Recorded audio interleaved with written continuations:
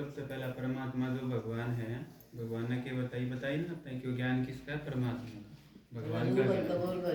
तो सबसे पहला परमात्मा ने क्या बताई? हम के यहाँ आत्मा, क्योंकि जो हमारे जीवन में बहुत सारी परेशानी आई थी उनका जो कारण था वो ये था, हम खुद न भूल गए।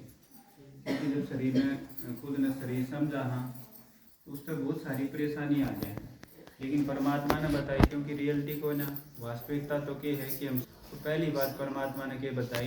तुम शरीर नहीं तुम आत्मा, गीता में भी बताई। लेकिन असली जो गीता परमात्मा का कहीं सुना रहा है उसमें परमात्मा ने क्या बताई? तुम आत्मा हो। पिछले चित्र में आपने समझा भगवान का घर कौन सा है? कौन सा है भगवान का घर? कौन सा? मतलब तेरा ला क्या? हाँ, ऊपर परम धाम, तीसरा लोक है कि वो परमात्मा का घर है। और वो जो परमात्मा का घर है उसमें देखो ये दिखाया है तो हम आत्मा है, हम सब ऊपर था यहाँ, जिस घर का नाम है परम धाम। इसलिए तो क्यों वहाँ तो ऊपर की तरफ हम इशारा करा कि परमात्मा की तन की तो ऊपर है, जो हमारी सुन सके। आज संसार में दुख है, हर कोई रिश्ता, हर रिश्ते में परेशानी है, हर कोई दुखी है, बड़ा है बूढ़ा है छोटा है, सब परेशान है। बड़े हैं उनकी अपनी परेशानी है, छोटा की अपनी है, अलग अलग तरह की है, किसी का कोई किसी का कोई। लेकिन जब बहुत सारी परेशानी है तो उनका जो इलाज है, अगर हम दिल से पूछा कि उनका इलाज कित है या उनका जवाब कित है, तो हमारे दिल में एक का नाम आओ कि परमात्मा के पास। लेकिन परेशानी ये है, हम सब ने यूँ नहीं पता कि परमात्मा कित है। मंदिर मस्जिद गए, भजन कीर्तन करे, बहुत सारे संत महात्मा पर सुना, हिंदू धर्म में बहुत सारा विस्तार है भगवान के बारे में, वो सब पढ़ा कि परमात्मा ऐसा होगा ऐसा होगा। लेकिन उसमें बहुत सारी सी बात बताई जो हम समझ नहीं पाए कि परमात्मा कौन। इस तरह कह दिया सर्वव्यापी है परमात्मा, कण कण में है परमात्मा, कमा तो हाँ, लेकिन अगर कण कण में परमात्मा है तो हम जब दुखी हो वहाँ तुम्हारा इशारा किस साइड हो? ऊपर की तरफ हुए भगवान की तो सुन ले। कोई मैंने परेशान करे है, माता जी ने कोई परेशान करे तो क्या कहोगे?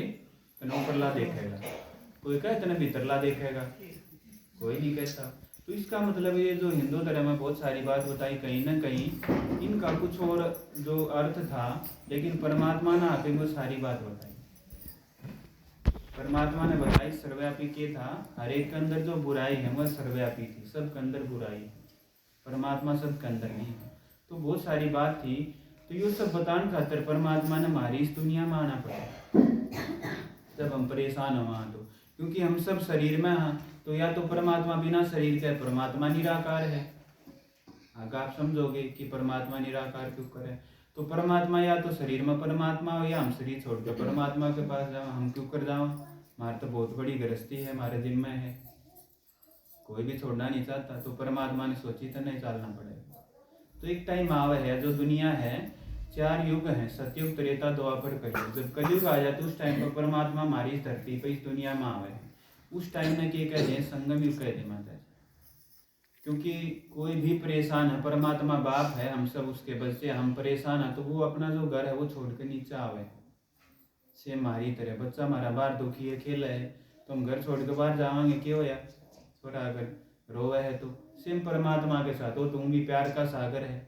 तो परमात्मा इस टाइम पर जब दुनिया दुखी हो, हम सब परेशान हो, उस टाइम पर हमारी इस दुनिया में इस धरती पर परमात्मा आवे है। परमात्मा इस धरती पर कदे आवे है, आकर हमारी सुने है और हमारे अंदर की बुराई दूर करे है। हमारे अंदर बहुत सारी बुराई हमने क्यों बुलाया है? क्योंकि हम दुखी हैं। दुखी क्यों हैं?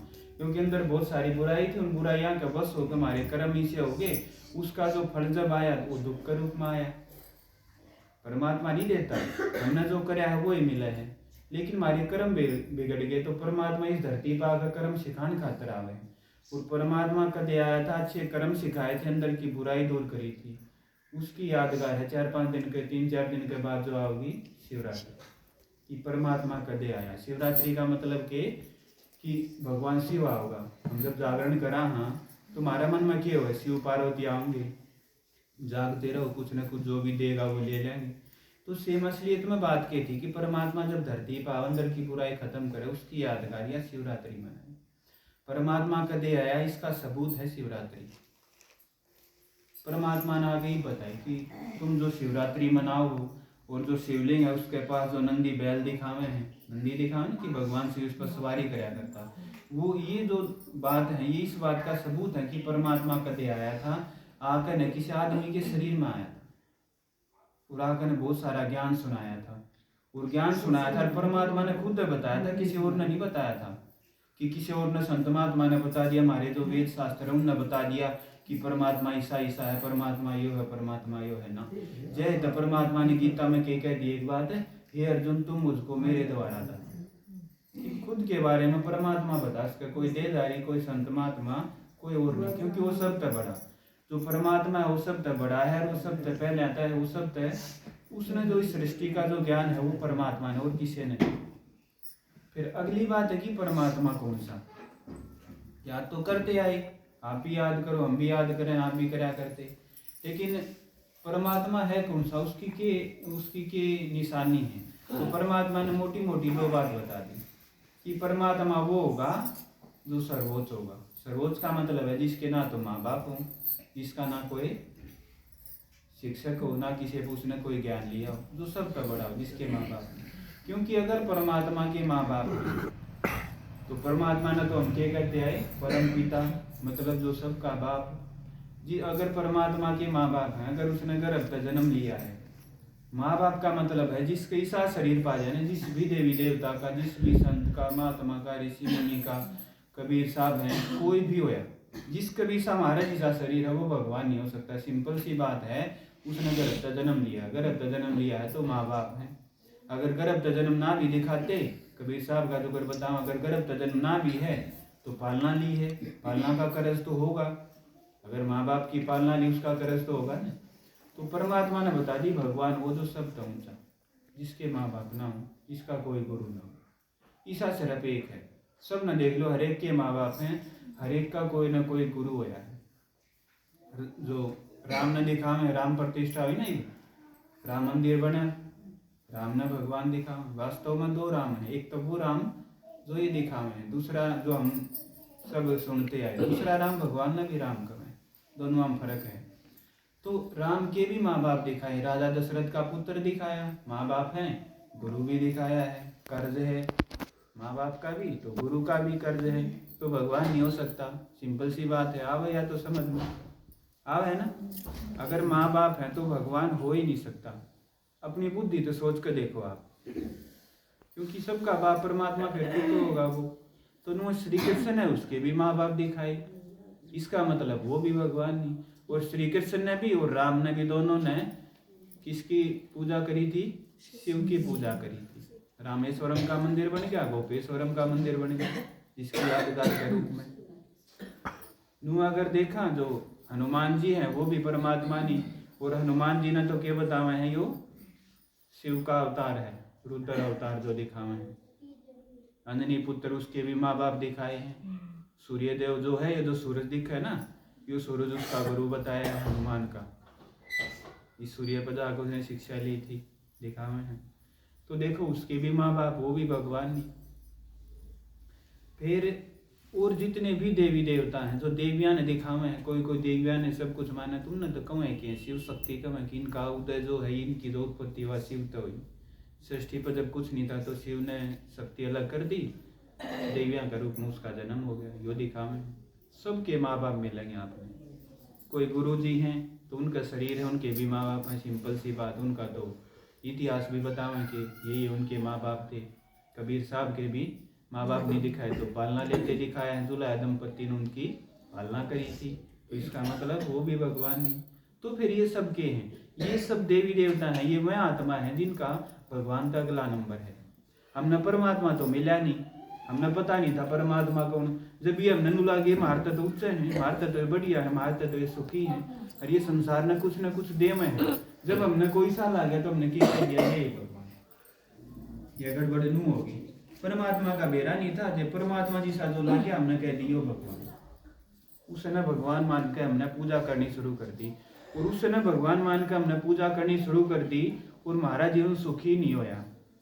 यो इस बात का सबूत है कि ये परमात्मा नहीं है। अगर भगवान मिला होता तो हम सुखी होते, ना कि दिन के दिन गिरावट मारते। दिन के दिन संसार हम भक्ति भी करा, सब कुछ करा, दिन के दिन हम गिरावट मारा। तो लास्ट में जो है शिव है, शिव पार्वती की शादी हो तो वहां देखा हूं कि शिव का कोई बाप नहीं, शिव की कोई माँ नहीं, यो सब तो बड़ा, सबका बाप, पूरी सृष्टि इसके अंदर है। एक बार कोई ऋषि था, उसका घमंड हो गया, उसने अपना आकार बड़ा कर लिया, विंध्याचल पर्वत ने दिखा मैंने, बहुत बड़ा होगा, बहुत बड़ा, पूरा पूरा बड़ा होगा। लास्ट में देखा तू तो इसका जो अंगूठे का नाखून उसके अंदर है शिव के, वहां भी दिखावे हैं कि पूरी सृष्टि इसके अंदर है। सब तो बड़ा शिव दिखा, सबके बाप सबका बाप दिखा। कोई भी कथा कहानी है वह शिव के बिना पूरी नहीं होती, जो दिखावे हैं। तो सबके माँ बाप, लेकिन शिव के कोई माँ बाप नहीं। इस हिसाब से परमात्मा कौन होया? शिव होया। दूसरा फिर परमात्मा शिव ने दिखाओ भी के निराकार जय, तो उसकी के दिखाई, एक पिंडी बनाई, और जो पिंडी बनाई उसका नाम हमने के रख दिया ज्योतिर्लिंग। ज्योतिर्लिंग मतलब ज्योति, एक लाइट। परमात्मा एक लाइट है, एक बिंदी है। एक बिंदी और लाइट का मतलब है परमात्मा निराकार है। मतलब निराकार का मतलब महाराज ईसा उसका शरीर को नहीं। तो परमात्मा जो शिव निराकार है, जय शिवलिंग पर 3 लकीर, बीच में एक बिंदी, मतलब तीनों लोकों का स्वामी, लेकिन रूप में बिंदु है। परमात्मा शिव जो दिखाया जय, तो फिर ज्योतिर्लिंग कह दिया, शिव कह दिया। और ज्योतिर्लिंग है, ज्योति है, एक लाइट है, महाराज ईसा शरीर को नहीं, उसका एक सबूत। और भगवान का थारी इस दुनिया में मेरे सारे सबूत हैं कि मैं परमात्मा हूँ, लेकिन थारा ध्यान ना गया, उसका एक सबूत और दे दिया। जब उसका मंदिर बनाओगे, फिर उसमें मूर्ति जो विराजमान करेंगे, राम मंदिर में मूर्ति विराजमान करी, मंदिर में गेट के अंदर कलेगे, लेकिन शिव के मंदिर में मूर्ति स्थापित होगी, ऊपर तक गेट में कहीं ले जाएंगे, ऊपर तक उतारेंगे।